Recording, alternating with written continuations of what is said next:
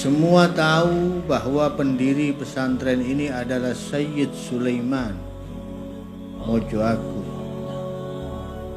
atas perintah dari Sunan Giri. Sunan Giri itu ada beberapa. Yang utama bernama Muhammad Ainul Yaqin.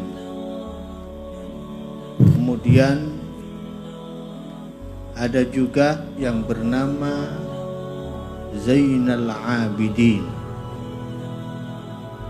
Ini juga dijuluki Sunan Dalem. Ada juga Muhammad Fadlullah yang dijuluki Sunan Prapen. Dan ada juga Ki Ageng Gresik yang kebetulan namanya juga Sayyid Sulaiman. Wallahu a'lam, yang mana di antara beliau-beliau ini memerintahkan Sayyid Sulaiman Mojo Agung mencari tanah untuk dibangun pondok pesantren. Dibawa tanah ke beliau, tanah itu dicium. Ketika dilihat tidak ada aroma pesantren, dibilang, wah ini tidak ada aroma pesantren, coba cari tanah yang lain. Terus demikian sampai kebetulan ketika tanah Sidogiri yang diambil dan dicium, beliau bilang ini baru tanah pesantren. Maka bangunlah di tempat ini pondok pesantren, dan sampai sekarang kita saksikan pondok ini masih berdiri dengan kokohnya.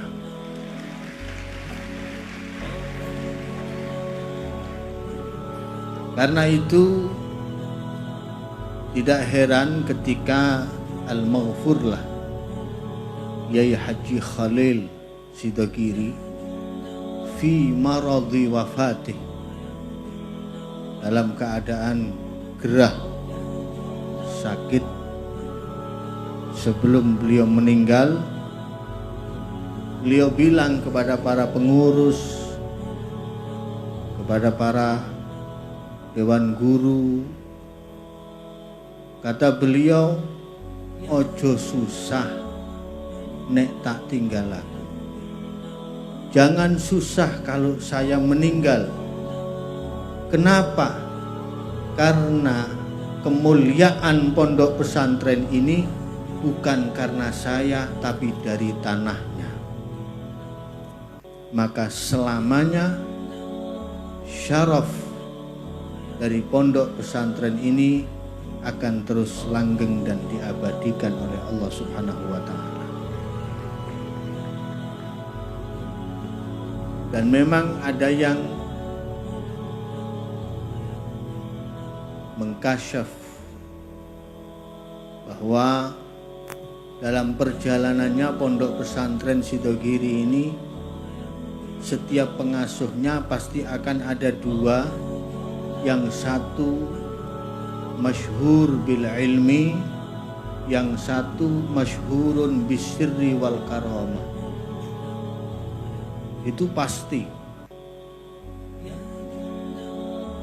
Di zamannya Kiai Jalil yang dikenal ilmunya sangat luar biasa, di zaman beliau ada Kiai Abdul Azim yang dikenal karomahnya yang masyhur. Walaupun alim tapi yang masyhur karomahnya dan sirnya. Di zaman Kiai Khalil ada Kiai Nur Hasan. Kiai Khalil sudah masyhur dengan keilmuannya, dan Kiai Nur Hasan walaupun juga alim dan allamah, beliau masyhur sirnya juga.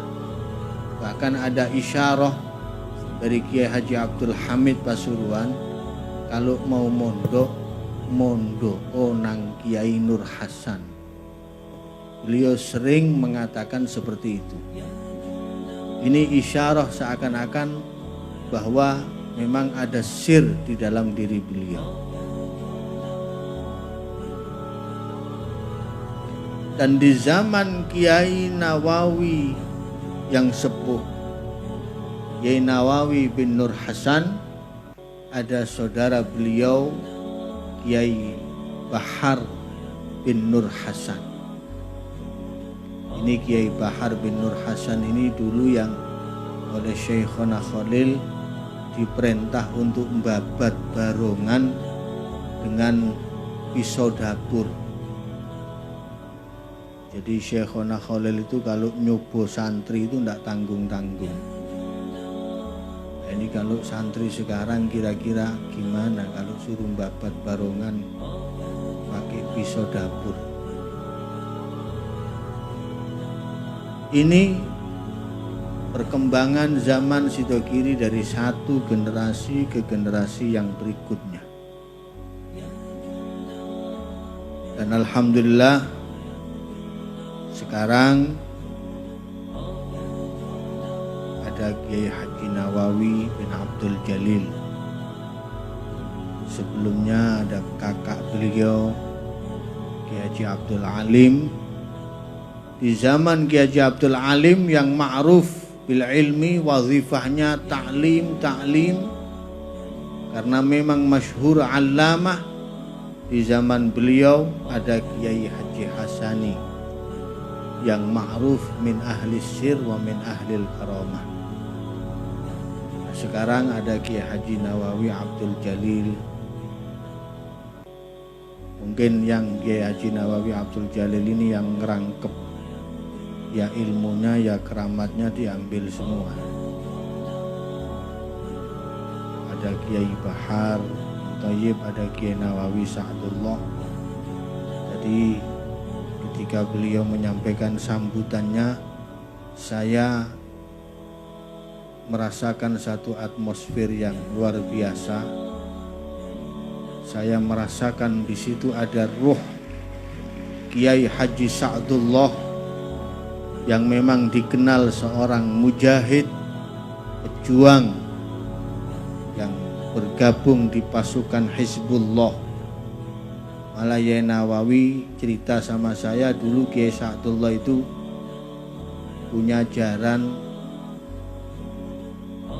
punya jeren kuda, namanya kuda sembrani. Jadi kudanya itu enggak kelihatan, yang terdengar cuman suaranya. Jadi sangat luar biasa di Sidogiri ini, dzurriyyatan ba'duha min ba'd. Semoga saya berharap ini terus sampai ke bawah, tidak akan terputus ila akhir zaman. Setiap satu wafat pasti akan ada penggantinya. Saya yakin akan hal itu.